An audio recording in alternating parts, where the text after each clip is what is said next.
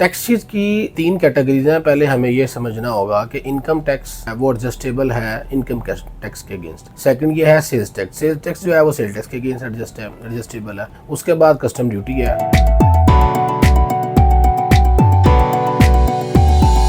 अब लोग जितने भी टैक्स पेयर हैं वो ये लोग कंप्लेन करते हैं, जी हमने फ्यूल डलवाया वो हमारा टैक्स एडजस्ट करें, हमने मोबाइल खरीदा उसका टैक्स एडजस्ट करें, ग्रोसरी की है वो टैक्स एडजस्ट करें, या इस तरीके से और भी वो चीज़ें परचेज करते हैं तो वो कहते हैं हमारा टैक्स एडजस्ट करें। मैं ये बताना चाहूँगा कि जो इनकम टैक्स है वो इनकम टैक्स के अगेंस्ट ही एडजस्टेबल है। फ्यूल अपनी गाड़ियों में फिल करवाते हैं तो उसका जो टैक्स है वो आपका सेल्स टैक्स है और सेल्स टैक्स इनकम टैक्स में एडजस्ट नहीं हो सकता। और इसके अलावा अगर आप मोबाइल परचेज करते हैं उसका जो पीटीए का टैक्स है, जो वो पीटीए अप्रूव करवाते हैं, वो एक कस्टम ड्यूटी है बेसिकली। वो आपकी इनकम टैक्स के रिटर्न में एडजस्टेबल नहीं है, वो इनकम टैक्स के अगेंस्ट ड्यूटी एडजस्ट नहीं हो सकती। नेक्स्ट ये हम अगर ग्रोसरी करते हैं किसी भी मार्ट से या मॉल से, उसका जो टैक्स है वो सेल्स टैक्स की मद में डिडक्ट किया जाता है और वो आप अपनी टैक्स रिटर्न में एडजस्ट नहीं करवा सकते। तो इसलिए लोगों को अवेयरनेस नहीं है कि कौन से टैक्सेस जो हम पे कर रहे हैं, जो डिडक्ट करवा रहे हैं, वो आपकी टैक्स रिटर्न में एडजस्ट हो सकते हैं या नहीं हो सकते। तो इसमें इनकम टैक्सेस,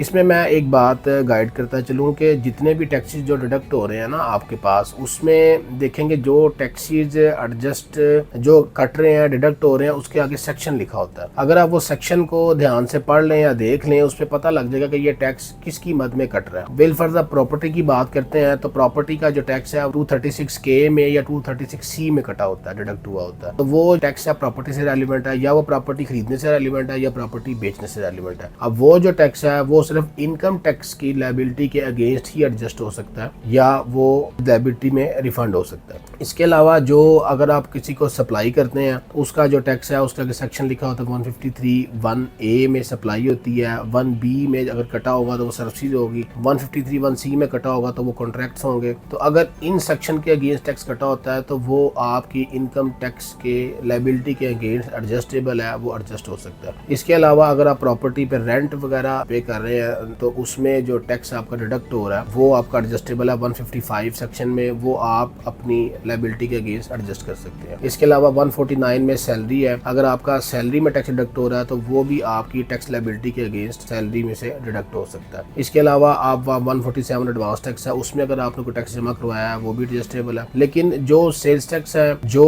रेस्टोरेंट में आप खाना खा रहे हैं उस पर अगर टैक्स कट रहा है, आप ग्रोसरी कर रहे हैं, आप फ्यूल फिल करवा रहे हैं, या कोई इस तरह के आपने कोई मोबाइल परचेज किया है जो पीटीए टैक्स पे किया है, तो ये टैक्सेस जो है वो सेल्स टैक्स की मद में एडजस्टेबल नहीं है, बल्कि ये इनकम टैक्स में एडजस्ट नहीं हो सकते क्योंकि ये सेल्स टैक्स है और ये सेल्स टैक्स में ही सारे जाएंगे। पीटीए जो है वो कस्टम ड्यूटी है, वो कस्टम ड्यूटी एडजस्टेबल नहीं है, वो एक आपका एक्सपेंस ट्रीट हो जाएगा कि जो आपने टैक्सेस पे किए हैं ये आपके एक्सपेंसेस में जाएंगे और ये एक्सपेंस आप ट्रीट करेंगे और अपनी रिटर्न में डिक्लेयर कर देंगे। इसके अलावा जितनी भी और मजीद टैक्सेस हैं इसको लेकर उसके सेक्शन उसके साथ उसके डिक्लेयर होते हैं, वो अगर आप सेक्शन देख लें तो आपको बहुत आसानी होगी और कि आपको उसको पता लग जाएगा क्या ये टैक्स एडजस्टेबल हैं या ये टैक्स रिफंडेबल हैं या एडजस्टेबल नहीं। कुछ ऐसे टैक्सेस हैं जो पाकिस्तान में रिटर्न आप टैक्स पेयर अपनी रिटर्न के अंदर एडजस्ट कर सकते हैं टैक्स की लायबिलिटी के अगेंस्ट, और कुछ टैक्सेस वो एडजस्ट नहीं कर सकते, वो फाइनल टैक्स ट्रीट होगा, जो टैक्स कट गया वो खत्म हो जाता है।